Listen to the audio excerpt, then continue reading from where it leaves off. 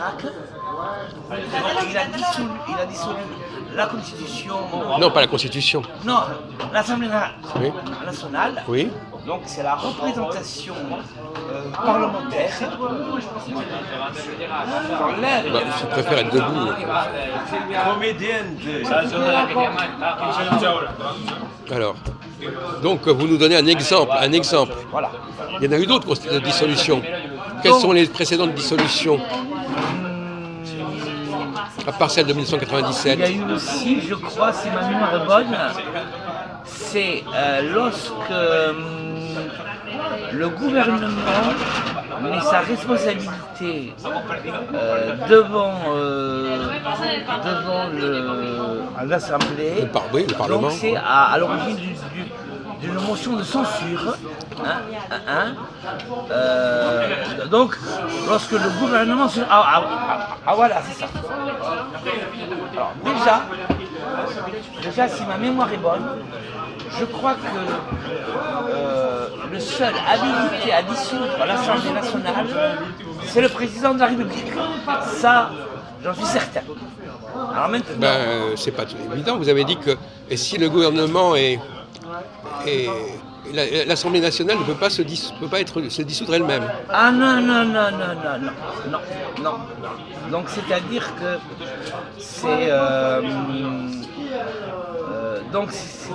que c'est lorsque le gouvernement est affaibli par rapport, on appelle ça, donc c'est l'exécutif qui affaiblit par rapport au pouvoir législatif, où il y a une incompatibilité. Donc c'est-à-dire que les projets de loi qui sont proposés par le gouvernement ne sont pas suivis de vote, ne sont pas actés.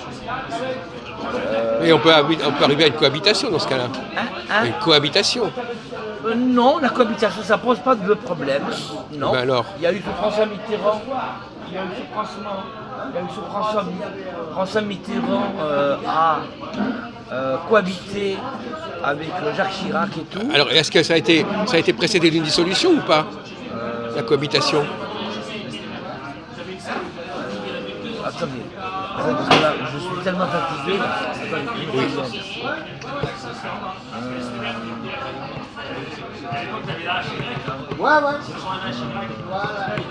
Non, pas du tout. Non. C'est le parti chiracien était majoritaire.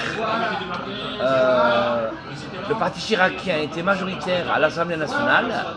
Donc François Mitterrand a pris, respectueux des institutions, donc il a pris le Premier ministre issu des urnes du parti majoritaire. Voilà, c'est vrai. Donc il n'y a pas eu de dissolution. C'était simplement le calendrier normal des élections. Voilà, c'est ça, oui. Donc la seule dissolution qui a été précédée, la seule cohabitation qui a été précédée par une dissolution, c'est laquelle? Attendez. Là, la seule dissolution qui a été précédée la seule cohabitation qui a été précédée par une dissolution. C'est la connaissance, moi j'en connais pas. Mais si vous l'avez cité tout à l'heure. Il y a une celle c'est pendant la période. Alors attendez, est-ce que c'était le quinquennat? Oui, c'est ça. C'est pendant le quinquennat de Jacques Chirac, je crois. Alors, oui, alors qu'est-ce qu'il a? Il y a une dissolution et oui. une cohabitation. Oui, c'est ça. Oui. Donc il a dissous l'Assemblée nationale. Voilà. Et puis c'est Lionel Jospin qui a été nommé. Donc il a dissous l'Assemblée nationale. Les Français, il a demandé au corps électoral de voter. Et le corps électoral. Donc Jacques Chirac avait une majorité. Il avait une majorité qui lui était acquise. Et il a pris avec un coup de folie. Pas du tout. Non. Pourquoi est-ce qu'il a fait la dissolution, à votre avis? Pourquoi a-t-il fait la dissolution? Pourquoi est-ce qu'il a dissous l'Assemblée nationale en 97? Un coup de folie? C'est un coup de folie? Quoi? Vous dites qu'il a eu un coup de folie en 97? Mais c'est pas en 77 qu'il a dissolu l'Assemblée nationale. C'est pas quoi? C'est pas 1977. 97. Hein 97. Bah oui, 77. Oui. Vous avez dit 77. Non, mais vous plaisantez. 77, c'était là où il avait été nommé. En 67. Alors, les grèves des transports. attendez, revenons sur le coup de folie, entre guillemets, de Jacques Chirac. Est-ce qu'il avait. Quels étaient. Il n'était pas obligé. Il n'était pas obligé, qu'est-ce qu'il aurait fait s'il n'avait pas fait la dissolution? Quoi? Qu'est-ce qu'il aurait fait? Eh bien, il aurait. C'était le statu quo. Pendant combien de temps? Mais pendant. Quand est-ce qu'il était élu, Jacques Chirac, là? Eh bien alors, Eh bien, il avait une majorité qui lui était acquise. depuis qu'elle était élue quand, la majorité? Eh bien, en général. Non. Les députés, là, en général, Non. les élections législatives, elles suivent toujours Non. l'élection présidentielle. Non. Le Parlement a été élu en 93, Ouais. et quand Jacques Chirac est devenu président, il a gardé le Parlement qui était élu en 93. D'accord. Donc, Alors. et donc, il n'y avait plus que 5 ans, il n'y avait plus que 98 de toute façon. Au pire, un an après, il fallait de toute façon une nouvelle élection. Vous n'avez pas suivi ça? Et qu'est-ce que ça lui a apporté, Jacques Chirac, de dissoudre à l'Assemblée nationale? Non mais peu importe, qu'est-ce que ça lui a apporté? Il avait ses raisons, parce que... Qu'on ne connaît pas d'ailleurs. Mais si, on vient de vous les donner. Mais c'était quoi alors? Que de toute façon, à un an près, de toute façon, il fallait y avoir de nouvelles élections. Parce que vous n'avez pas écouté ce que je vous ai dit. Le Parlement était élu depuis 93. Bon. Donc, vous voulez parler de les députés. non, ce que vous n'avez pas compris, c'est que c'est un cas assez étonnant. Ouais. Quand Jacques Chirac a été élu président, En 95 en 80, son Parlement était Au mois déjà, de mai, son Parlement était déjà en place. Sa majorité était déjà en place. Ah, d'accord. C'était pas au moment où il a été élu président que sa majorité est en place. Elle était déjà en place depuis 2 ans. Donc, on est dans une logique. Oui, il devait de toute façon, il devait. Le Parlement ne pouvait pas rester au-delà de 98. Et il a précédé d'1 an la date. D'accord. Voilà. Non mais restons dans le domaine de la Constitution. C'est là-dessus qu'il est un. Qui était contesté? Et c'est son Premier ministre qui a sauté, parce qu'il a voulu. Ah ben forcément. Une brillante idée de Wilson, son conseiller de dissoudre. Mais il avait une logique à ça. On en a parlé. Un bon conseil? Ben, on va pas. C'est pas parce que ça n'a pas marché que c'était pas un bon conseil. Non. Et c'était un problème stratégique. Ou est-ce qu'on attendait encore un an, ou est-ce qu'on le faisait, on prenait les devants et tout. Bon, on va continuer la discussion. Hein. Alors, Donc là, vous n'êtes pas tout à fait au point. Alors, donc quand il y a une cohabitation, qu'est-ce qui se passe? Dans la Constitution de la République, qu'est-ce qui se passe quand il y a une cohabitation? c'est-à-dire que une cohabitation, vous voulez parler? Les cohabitations, vous avez dit qu'il y en avait 3. Il y en a eu 3. Il y a eu 3 cohabitations. Oui, c'est ça. Ouais. Et qu'est-ce qui se passe quand il y a des cohabitations? Il ne se passe rien de miraculeux.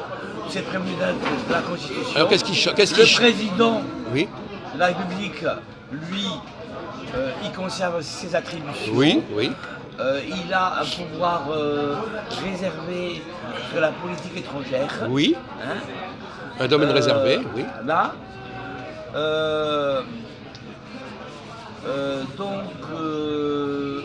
L'Assemblée nationale, Oui. au niveau politique, au niveau majoritaire, Oui. donc elle est contraire aux orientations du chef de l'État. Oui. Le chef du gouvernement est choisi du parti majoritaire de Voilà. l'Assemblée nationale. Oui. Et puis, le Premier ministre conduit la politique du chef de l'État. Et puis le Sénat, lui, de toute façon, le Sénat conserve ses attributions. D'accord. Il représente les territoires. Donc le Sénat, de toute façon, le Sénat, c'est un contre-pouvoir uniquement lorsque il a eu un pouvoir décisionnaire, c'est pour le code de la nationalité, où là, le chef de l'État n'avait pas à faire réussir à réunir le Congrès. Oui. Hein, mais en général, le Sénat, lui, il n'est là que pour amender les lois. Hein. Donc il y a toujours le principe de la navette parlementaire. C'est toujours l'Assemblée nationale qui a le dernier mot. Et le Sénat, là où il a eu des pouvoirs historiques exemplaires, c'est lorsque le président de la République est décédé. Bon, attendez, il assure D'accord. le président du Sénat, qui est le deuxième personnage de l'État, assure la vacance. Voilà, non, c'est bien ça, c'est bien. Donc, ça, c'est bien, d'accord. Donc, troisième question. Ouais, c'est ça, ouais. Quand est-ce que le président a le droit de dissoudre l'Assemblée nationale? Quelles sont les conditions pour pouvoir dissoudre l'Assemblée nationale? Alors là, les conditions. Mais oui, ça, il ne peut pas le faire n'importe quand, n'importe comment. Je ne veux pas vous aider, là.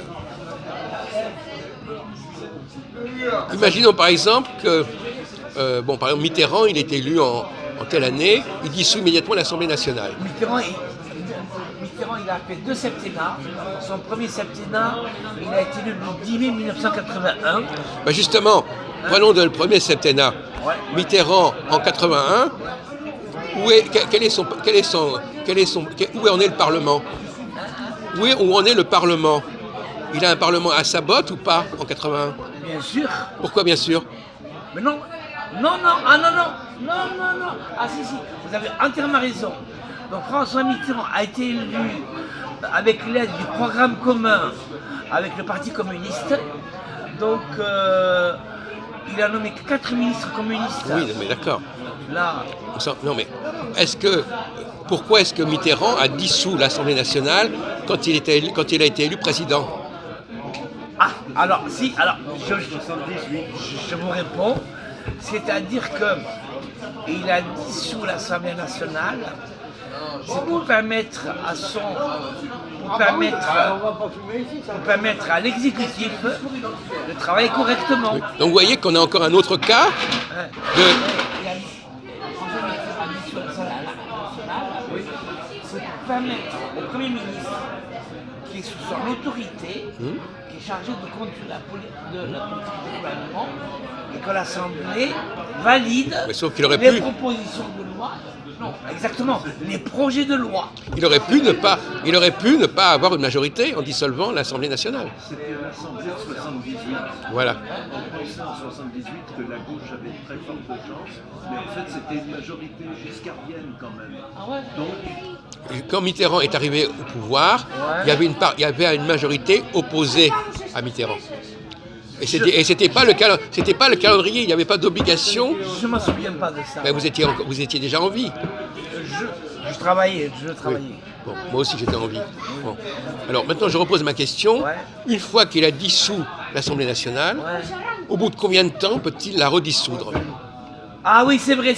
Oui, là vous avez posé une question. Au bout de combien de temps? Je crois, d'après ma mémoire, je crois qu'il ne peut pas la dissoudre au sein de son même. Il peut la dissoudre que s'il a un nouveau septennat.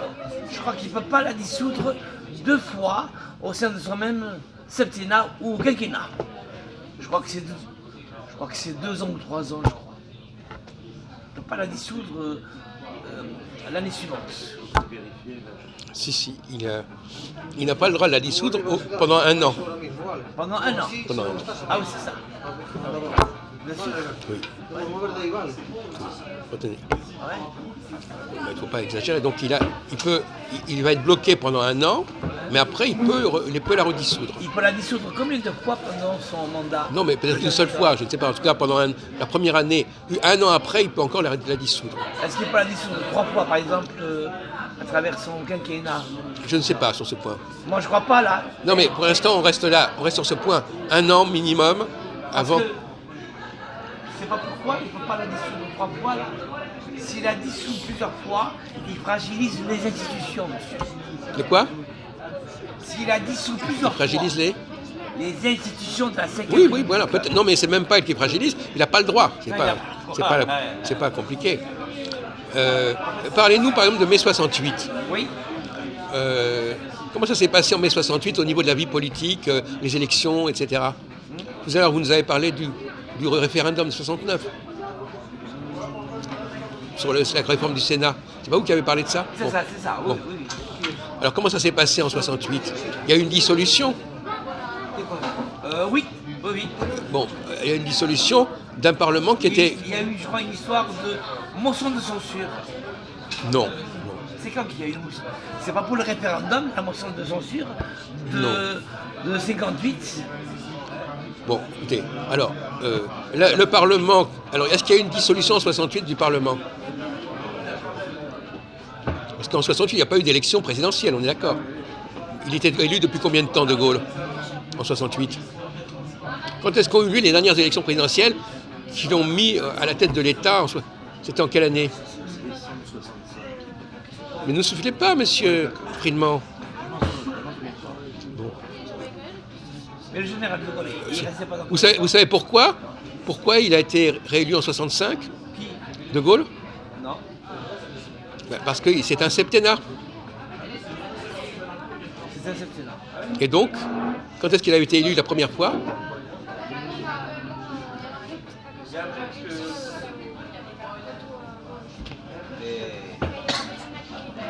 C'est 58, je crois. Ben oui, 58. 58 plus 7, ça fait 65.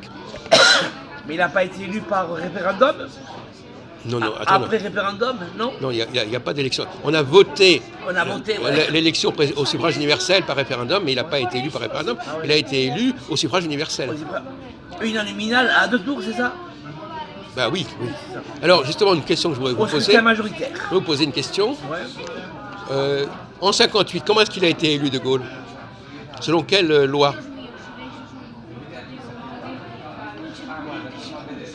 Est-ce qu'il a été élu au suffrage universel en 58? Ben vous venez de dire qu'en 62, il y a une réforme. Donc s'il y a une réforme, c'est que c'était pas pareil avant.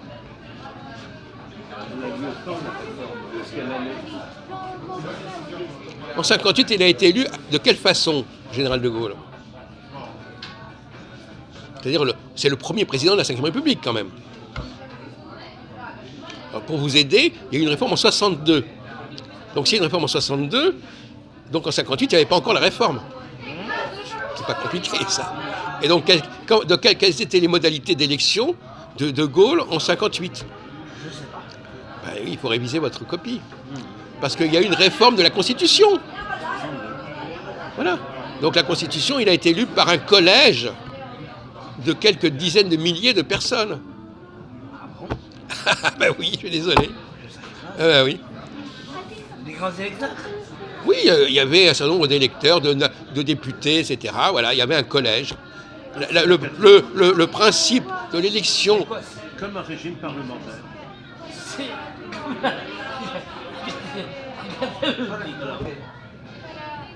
Oui. La Ve République est née... La Ve République n'avait pas mis en place l'élection au suffrage universel du président. Non, vous ne le savez pas. Maintenant, vous le savez. Donc, c'était un système beaucoup plus... Si la Ve République a été acceptée... Pourquoi vous dites ce collège de milliers d'électeurs, alors? Oui. Pourquoi ça? C'était des grands électeurs, c'était des notables. D'accord. Bon, il y avait un collège de, je sais pas, de 10 000 ou 20 000 personnes. Il n'a aucun rapport avec les grands électeurs qui élisent les sénateurs. Ça n'a aucun rapport. Peut-être que c'est un rapport. C'est un ensemble de notables, D'accord. d'élus divers. D'ailleurs, les Voilà. conseillers généraux, etc. Ah, les conseillers généraux, les maires, ils ont été... Il y avait une espèce de mélange comme ça. il y avait une mixité alors. Ouais. Bon, et au bout du compte, on avait élu De Gaulle. C'est bien ça. Il n'a pas été choisi par le peuple, il a été choisi par Les grands électeurs. une classe politique. Qu'est-ce que vous en pensez de ça? Je m'en fous, c'est pas mon problème. Je vous dis simplement que la Ve République n'est pas née, c'est une question piège, la Ve République n'est pas née avec l'idée d'un président de la République élu au suffrage universel. Ah, C'est venu que dans un deuxième temps. C'est la réforme principale de la Ve République, en fait. Je ne savais pas ça. Eh ben, je savais que vous ne le saviez pas. Ah ouais. Je suis très calé pour savoir que les gens ne savent pas. Je fais de la télépathie. D'accord. Donc je savais, il sait Philippe que je sais poser les questions là où ça fait mal. Bon, Et effectivement. pourquoi vous avez mal? Bon. Moi, j'ai pas mal, moi. Si, ça vous fait mal. Pourquoi ça me fait mal? Mais parce que vous n'avez pas bien répondu. Ça me fait pas mal, moi. Mais c'est une façon de parler. Moi, je m'appelle pas... Oh. Moi, je m'appelle pas Anne Levade. Mais non, mais c'est une façon de parler en français. Oh là. Je suis pas monsieur Jacques Marseille. Hein? Non, mais attendez. Qui était un brillant.